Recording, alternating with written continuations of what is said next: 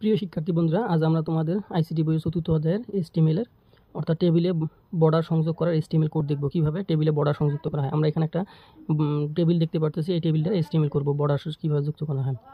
আমরা জানি এসটিএমএল করতে হলে প্রথমে কী হয়, এসটিএমএল কোড ট্যাগ দিয়ে শুরু করতে হয়, এসটিএমএল এই ট্যাগ দিয়ে শুরু করতে হয়। তারপর কী আসে,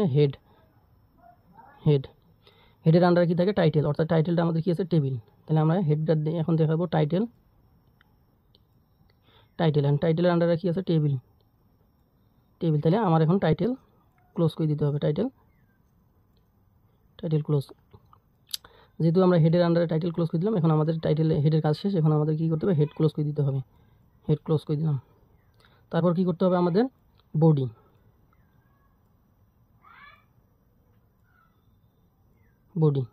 বডির আন্ডারে কী দিতে হবে, আমাদের যেহেতু বডিটার কী আছে, আজকে এই টেবিলের বর্ডারগুলো আমাদের দিতে হবে। তাহলে আমরা দেবো এখন টেবিল বর্ডার।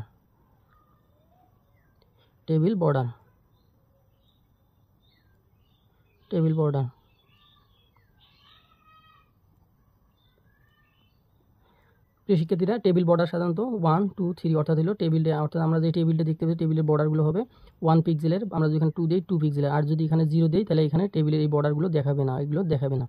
এই জন্য আমরা টেবিল বর্ডার দিলাম 1, অর্থাৎ টেবিলের বর্ডারগুলো 1 পিক্সেলে আমাদের এখানে শো করবে, দেখাবে পেজে।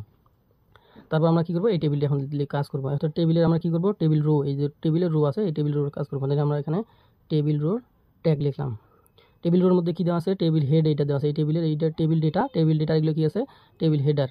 আমরা সেটার কাজ করবো। এখন টেবিল হেডের কী আছে, রোল আছে, রোল।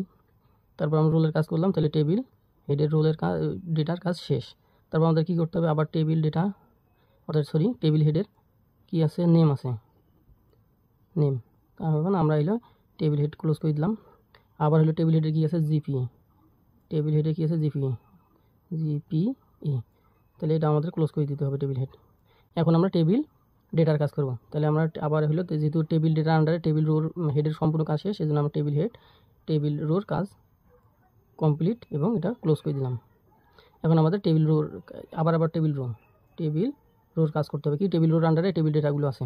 তাহলে আমরা করবো টেবিল ডেটা, কী দেওয়া আছে, রোলটা দেওয়া আছে, রোল কত, 101, তাহলে টেবিল ডেটা ক্লোজ করে দিলাম।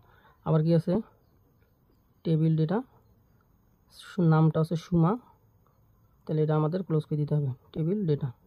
তারপর আছে টেবিল ডেটার মধ্যে কি আছে, জিপিএ কত, টেবিল ডেটা জিপিএ দেওয়া আছে 4.00, আমাদের টেবিল ডেটা ক্লোজ করে দিলাম। তা যেহেতু টেবিল ডেটার আন্ডারে টেবিল রোর এইখানে পুরোটা ক্লোজ করে দিলাম, তাহলে এইখানে আমাদের টেবিল রোটা ক্লোজ করে দিতে হবে, টেবিল রো ক্লোজ। তারপর আমাদের বডি ক্লোজ করে দিতে হবে। এখন আমাদের কী করতে হবে, টেবিল রো যেহেতু ক্লোজ করে দিলাম, এখন আমাদের কী করতে হবে, টেবিলটা ক্লোজ করে দিতে হবে।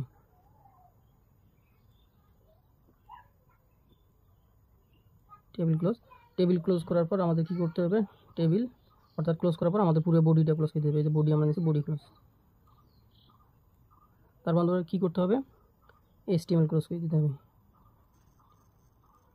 এভাবে আমরা একটা টেবিলের বর্ডার দিতে পারি এবং এই প্রোগ্রামটা আমরা করে দেখালাম।